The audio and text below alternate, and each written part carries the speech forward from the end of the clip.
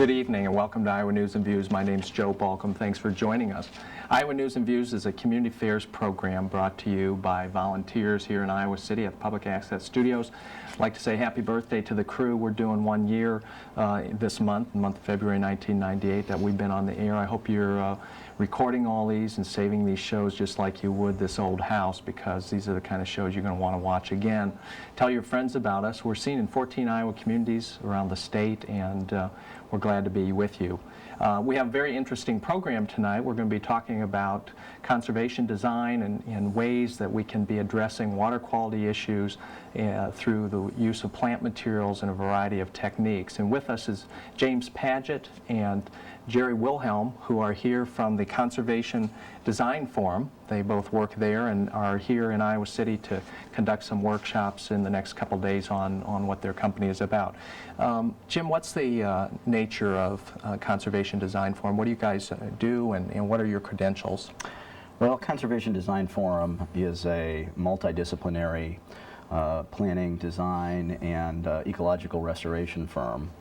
We're composed of landscape architects, planners, environmental scientists, and water resource civil engineers. And really the premise of our firm is to focus on the notion of environmentally sustainable planning and development of all types and scales, from community planning to residential, industrial, corporate development, to agricultural development.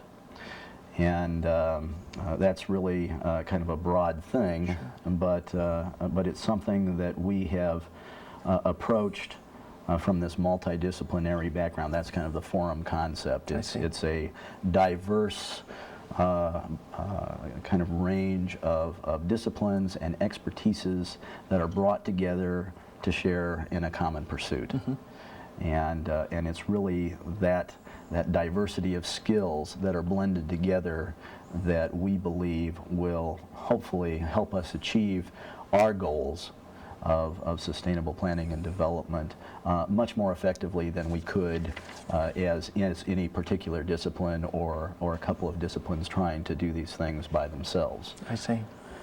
So what's your background, and what's Jerry's background in terms of that you bring a number of people together? What are your backgrounds? Well, my background is in landscape architecture, okay, and environmental planning, really the kind of the environmental planning focus in the profession, and I also have a background in water resources, okay, hydrology, mm-hmm, water resources engineering. Okay. And I'm a botanist. I see. And have been studying the plants that grow wild in the Midwest for about 25 years, and am interested in and have been studying the extent to which the populations are able to sustain themselves in the wild.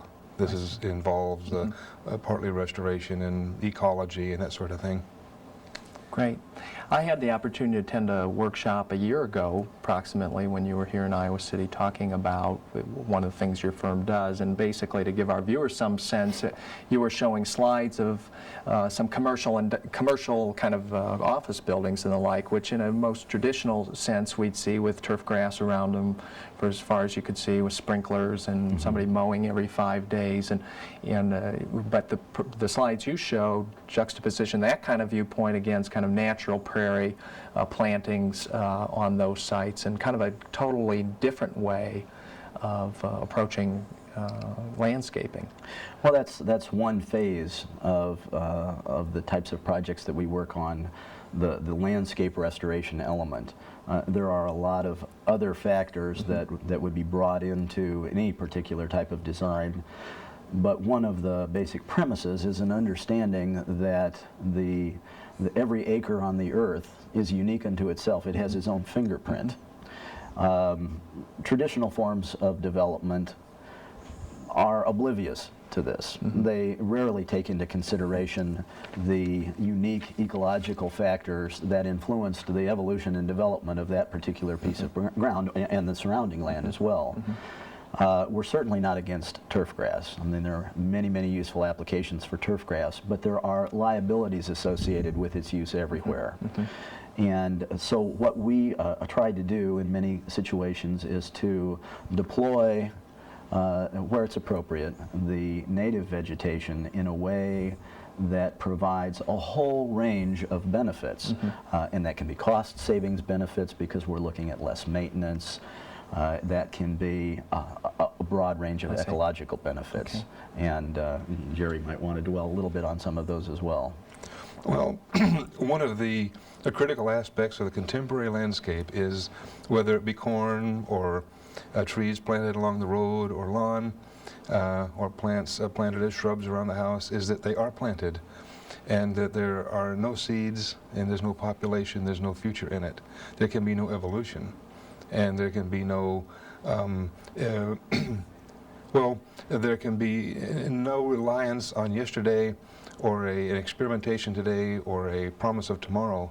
So one of the things that we're trying to do with our landscapes is actually restore habitats into which these plants will be feel comfortable. When they make seeds, their seeds will grow again into new ones, and you'll have a renewing landscape that renews itself, as opposed to a landscape that has high input on energy, chemicals, etc. So the self-renewing aspect of a landscape and the reestablishment of a landscape that can draw from the past, experience today, and develop toward tomorrow. So it's reestablishing the idea of a renewal. I see. That's kind of what we would call a paradigm shift, right? I mean, we don't really think about our native plantings as being that kind of value. I think there's been a tendency for our society, even much more than our almost immediate ancestors, to become disassociated with the way the quote-unquote natural world around us works, because our day in and day out survival doesn't depend on that knowledge. Now, our opinion is that our long-term survival definitely depends upon that knowledge, but it's easy to see how we can carry about our business in a day in and day out situation and become very disassociated with how natural systems around us function and the relationship of our uses and the way we carry ourselves with those systems. And so we're really looking at trying to reconnect ourselves and people in general with a better understanding of the implications of what they do on a daily basis. Sure.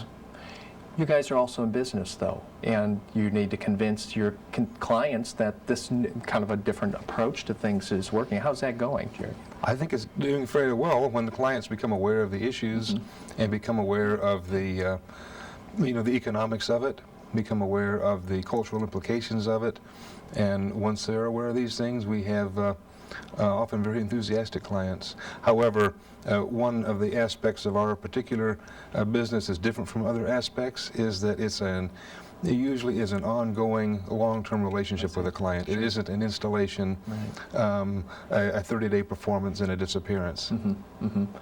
So in terms of a specific project maybe you're working on, to give the viewers some sense of a couple examples of some things, Jim. Well, just to get back to the point that Jerry had made, what is it that helps convince a particular client that this might be something good for them? Certainly it is a different aesthetic than what most of us are used to in terms of a nice, neat, trim lawn. But that's just, again, the landscape, the aesthetic of the landscape is just one element of an overall process. But it really points out the necessity of education and awareness. When we have approached clients, they're kind of intrigued by the look. It's different. They're intrigued by the ability that they might have to gain some good public relations in the community by doing something that's good for the environment, quote unquote. But when we're able to really paint the larger picture, the ecological liabilities associated with acres upon acres of turf grass, and the maintenance and the fertilizers and the pesticides associated with that, and the costs associated with that. And then you can start drawing together the broad range of benefits, the ability to reduce dependence on any kind of chemical use to maintain a landscape system that thrives. The diversity of plants to choose from for almost any type of habitat that you might have. There are a lot of places that turf grass is difficult to grow. It's either too shady, it's too wet. Well, there are native plant species adapted to those types of habitats. And then the whole range of environmental benefits starts to unfold. You start to see things related to flood reduction, surface water runoff, groundwater infiltration, water quality enhancement, air quality improvement, increased biodiversity, wildlife habitat restoration, and the list goes on and on. Terrific benefits. Yes, and then the beauty is that these benefits now transition into cost benefits. And I can cite one example for you. We were working with Lucent Technologies up in the Chicago area a number of years ago in the early 90s, and we presented slides and a basic concept to them, and they were very attracted to this idea, but they were concerned about the ability to pay for this sort of a thing. I mean, it seemed almost like a luxury. And my response to that concern was, if cost is a significant concern, as it should be to all of us, and particularly corporate business people, then they ought to make every effort to transition, where it's appropriate, as much land as they can back into prairie because of the cost savings. And essentially what we did at the time was to take their budget that they had set aside that year for maintenance and to use that money to buy the seed, design the restoration, and implement the restoration in that year at break-even costs. Now that was money that they had basically set aside and had viewed as being, in a sense, thrown away. And so we were able to take that money, do something with it that was effective, and then each year subsequently they've saved anywhere between $1,000 to $1,500 per acre for every acre that they've now retrofitted into a native landscape type of system. And initially we got permission to retrofit about 18 acres of turf grass, and now 4 or 5 years later, we have 75 acres of turf grass that has been retrofitted, and they're saving about $100,000 a year in maintenance costs. So very competitive, but a pretty decent advantage, it would seem. Absolutely. So how would some of these concepts, Jerry, apply to Iowa, where we have 85% of our ground is tilled up in row crops, and are there some applications here? Well, of course, there are many applications. The deep-rooted perennials that distinguish the prairie virtually hold all the water that falls on them. There's no runoff, and they build soil. Plus, the vegetable matter itself is marketable and convertible to paper, fiber, liquid energy. There's a whole new potential industries available in the agriculture of solid landscape restoration. So it's really producing and promoting the use of some other crops, biomass kinds of things that are perennial in nature. Absolutely. And can serve actually as, rather than growing corn to feed cattle, it can actually grow grass that feeds directly off the corn, and learning again to find range-grown meat, a healthful diet would be kind of important in the long-term habitability of the tall grass prairie region. You're watching Iowa News and Views. We're about halfway through. My name's Joe Balcom. Thanks for joining us. We're talking with some folks from the Conservation Design Forum, a firm out of the Chicago area that does ecological restoration. Jim Patchett is with us, and Jerry Wilhelm. Thanks for being here. You were going to follow up on that comment. I was going to say, it really gets back to taking a good look at the evolution of our ecosystems. Now, the mass landforms of Iowa were formed by glaciers. But once those glaciers retreated, and the grasslands, the tall grass prairie species, and the woodland savanna systems became established here in this part of the country, the landscape was mediated by that, and the whole ecosystems were mediated by that landscape. Prairie species often contain anywhere from 70 to 90% of their total mass underground in a root architecture that can extend anywhere from 5 to 20 feet deep. And you can imagine a landscape across the whole of Iowa that was virtually covered by this kind of a plant mass with a root system like this. When it rained during the growing season, virtually all of that rainfall was absorbed into the ground. And the water moved down gradient that did make its way through. Of course, much of it was evaporated or transpired back into the atmosphere. But the water that did make its way into the ground would move down gradient, sometimes replenishing groundwater, but other times slowly but surely working its way down to a low-lying place where it would discharge out and form a stream or a wetland system. And that's how most of our aquatic-related systems were formed and sustained following the glacial period. So you can imagine the ability that those plants have to adapt to our soils, our landforms, our slopes, and the conditions that we deal with in an agricultural setting. If you could identify the 10, 15, 20, 25% of any particular farm that is located along the drainage ways, the stream corridors, the most erodible side slopes, and convert them into a plant cover that was effective at absorbing the water that was collected and run off via surface water runoff off the remaining portions of the site. Absorb it back into that ground. Imagine what that might do to reduce erosion and sedimentation in our stream systems, the ability not only to preserve soils, but to actually start rebuilding soils, because prairies are what formed most of our soils in the first place. And then all of the water resource benefits that are associated with that. Not only may there be a potential significant crop from seed production and biomass production, but that crop could have a significant impact on the ecological health and integrity and flood reduction and water quality enhancement of this whole region. Let's talk about policy stuff for a minute, because this raises a policy question, not only in particular for farmers, but for city folk too. Number one, requiring that kind of thing, is that a good idea or not on the farm? Can farmers afford it? When you talk about a corporation that's got a big bill for the lawn firm, that's one thing, but farmers got to make a living off their ground, and can they afford to tie it up? Jerry, what do you think about that? What are the policy concerns here? Well, the policy concerns probably will be met as the economics of it develop over time, and the private enterprise and discovery of the efficacies of some of these approaches and potential economic benefits accrue. I think the policy will sort of write itself as people become aware of the efficacies. The interesting thing is, in a 1-inch rain, you get 25,000 gallons fall on every acre.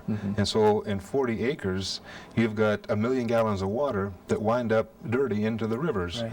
Whereas, so if you have this land in grassland that is bringing you an economic return, you've also stanched the floods and no longer have to deal with dirty water and flooding, but you also have a crop.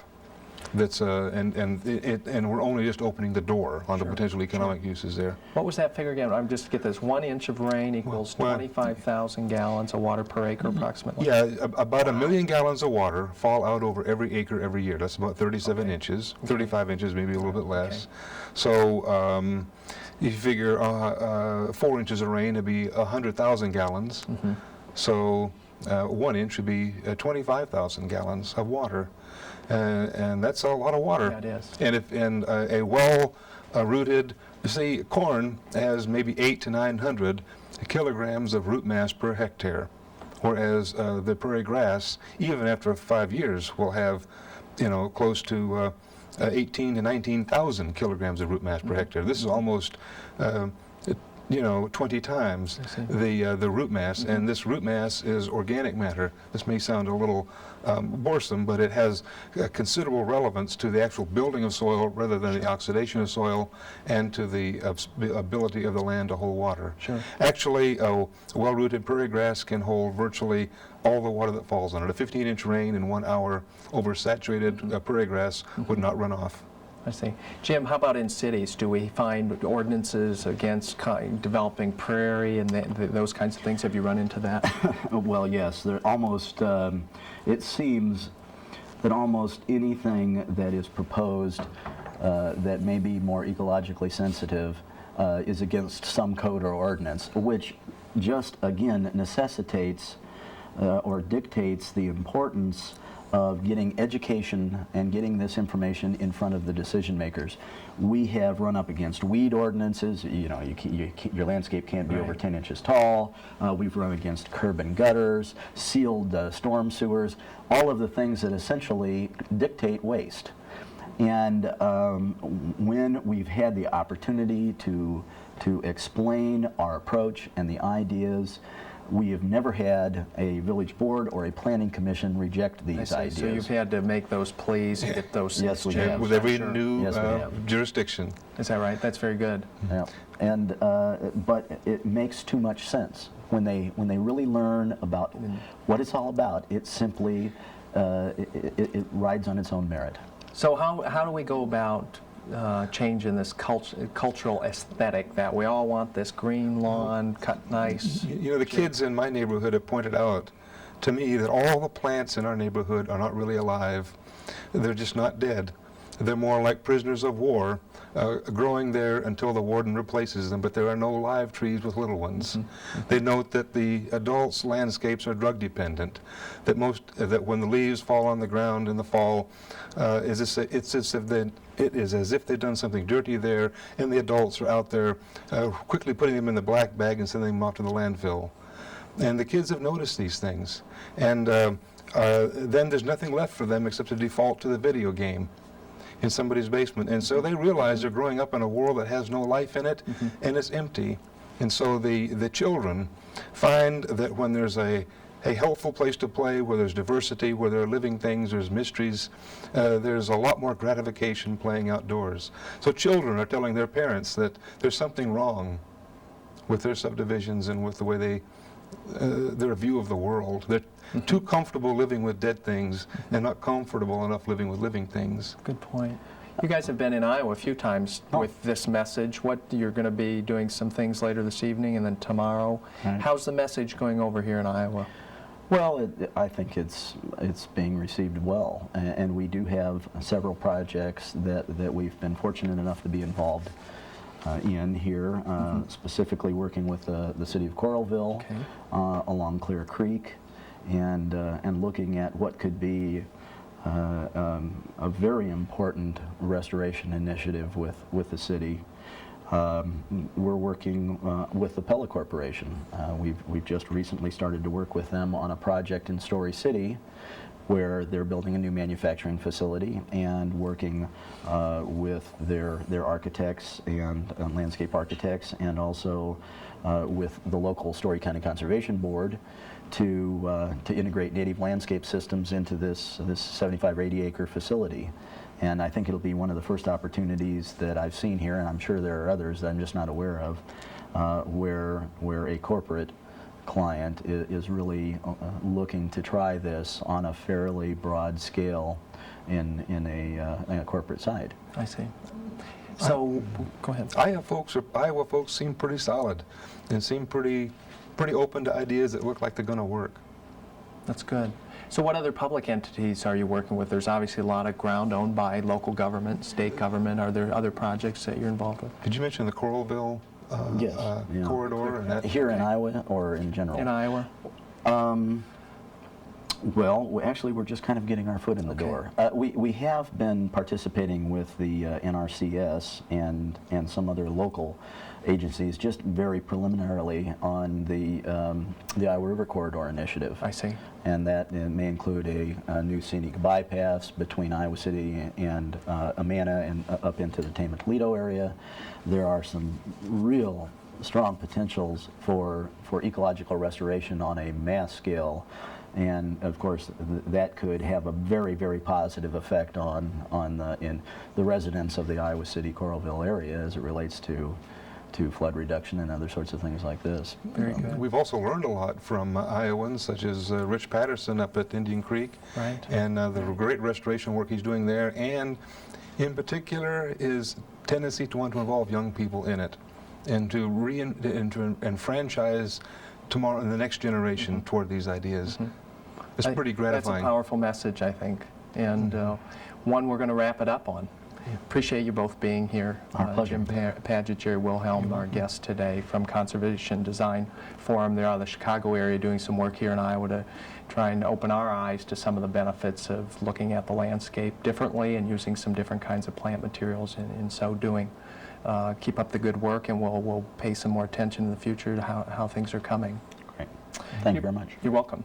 You've been watching Iowa News and Views. Thanks for tuning in. I'd like to thank the crew as always, and again say happy birthday, crew. Keep it going. Thank you, the viewer. Thank our financial contributors around the state that make it possible, and of course our local sponsors that make it possible for us to have this show viewed in places that it's being viewed, where you're seeing it tonight. If you have ideas for future guests or future content for the show, feel free to send us some email, visit our webpage, and check it out. We'd be interested in your ideas on how we could make the show even better. Thanks for joining us. And remember, this is just a TV program. What's important is what you're doing each and every week in your community to make it a better place. See you next time.